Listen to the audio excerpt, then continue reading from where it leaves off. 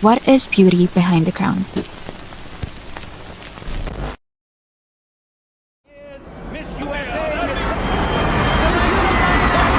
So Miss Universe.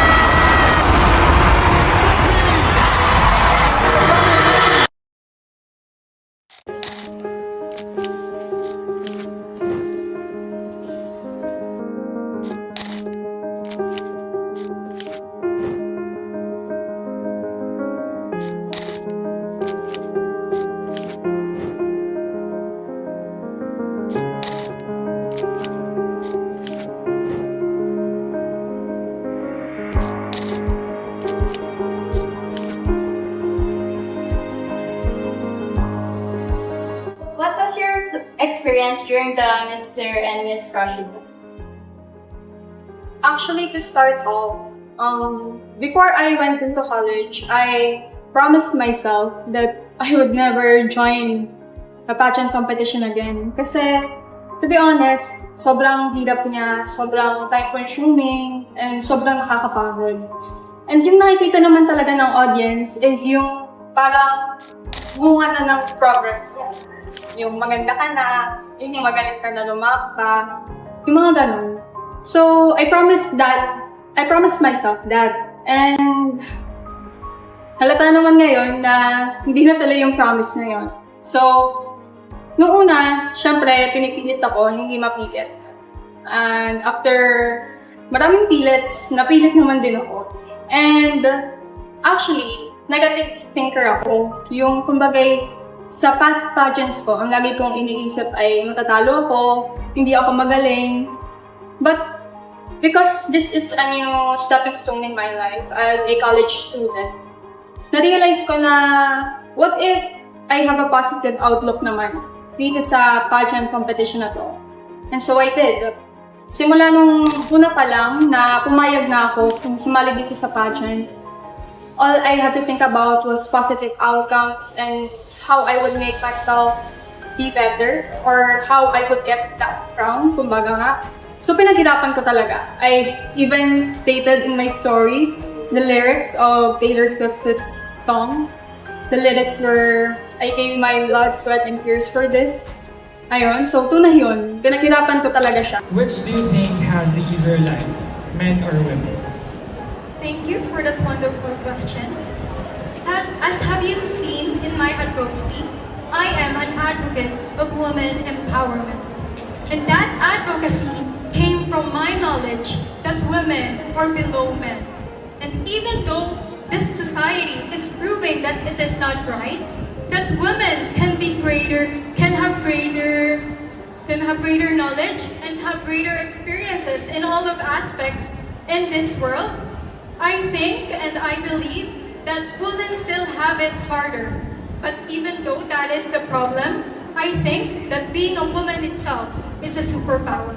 And I guess because of my positive outlook or positivity during the process in this competition, nagkasagpunga naman siya as I won the crown, and I think it is a well-deserved win in my opinion.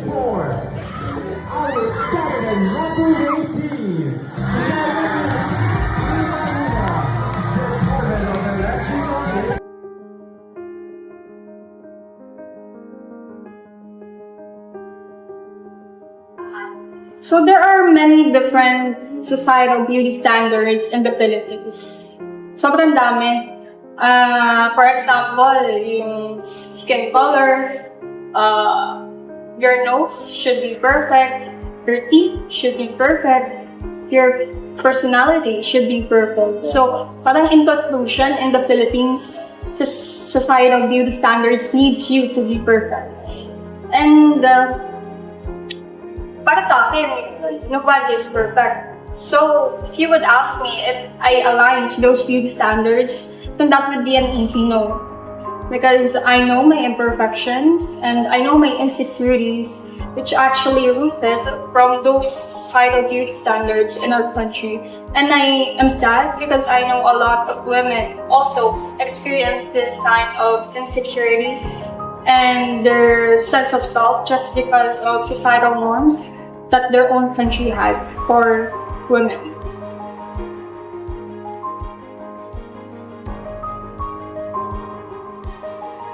So when some talk about puberty, actually the first thing comes to mind is how a person should have matured, should have opened their minds. And I think nakuha ko yun, traits na yun. I became more mature.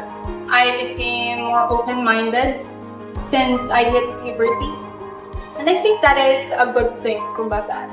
Parang isa siya sa reason why you would understand yourself, or isa siya sa reason on how you would discover your self-worth. Pagdating sa physical attributes of puberty, I think yung height ko talaga eh. Yun yung one of the significant bunga ng puberty na I think pinaka nagustuhan ko. Because it gave me many opportunities, such as joining in pageantries, wherein height is one of the qualities that a woman should have to be qualified or to be considered as a beauty. And with my height, I have gained many experiences in pageantry and even won some. So I'm very thankful for puberty because it gave me my height, which I am very confident about.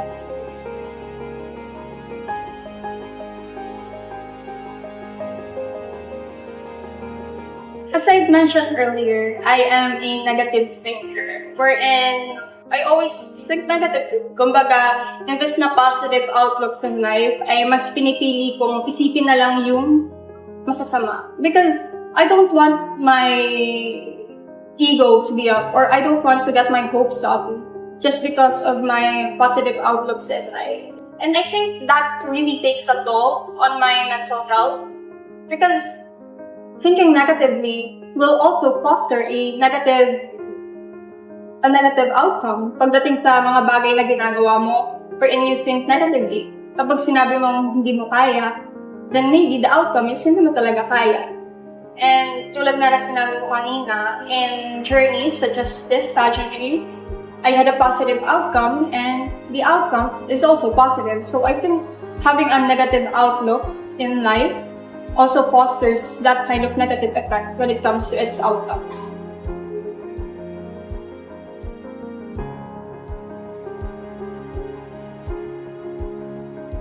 When someone asks me what beauty is for me, the first thing that comes to my mind is actually when someone is contented.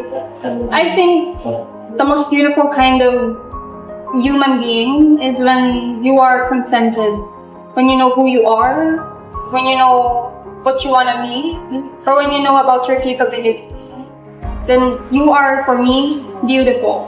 Because I think no one can budge that aspect of your beauty because you yourself know oneself. Kumbaga, kilala mo yung sarili mo. Kaya kapag sinabi ng iba na hindi ka maganda, then what's the point? Kasi alam mo sa sarili mo na maganda ka eh. And that, for me, is really beautiful. Being contented on who you are and being contented to the point you know your self-worth.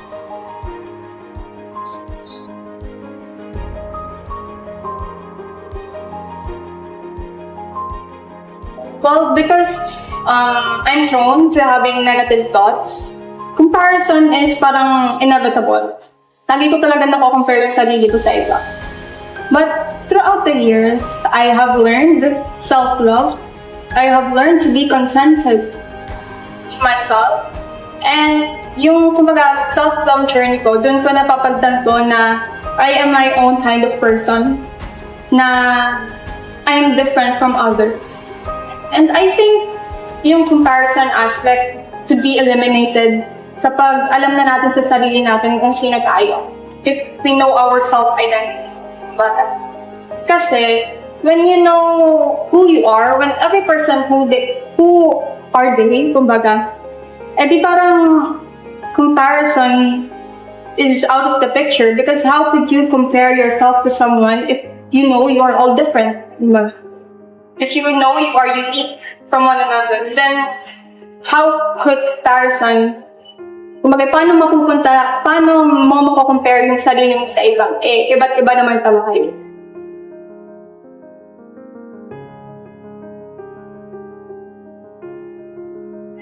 tulad nga po ng sinabi ko kanina na sobrang daming societal beauty standards dito sa Pilipinas.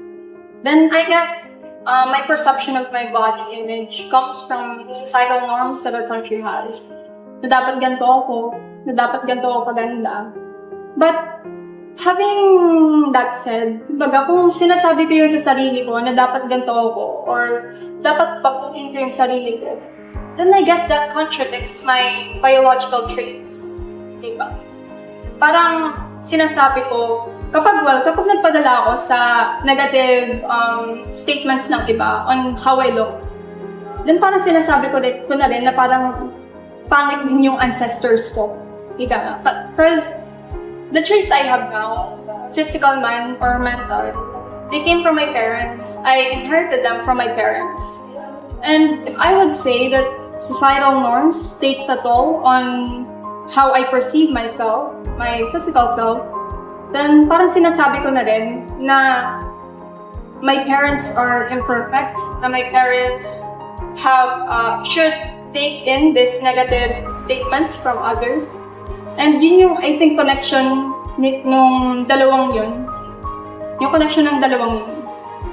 Because when you know how to love yourself, the traits that you inherited or what God gave to you, then I think you would learn how to ignore what society says about you and just love everything about you that you inherited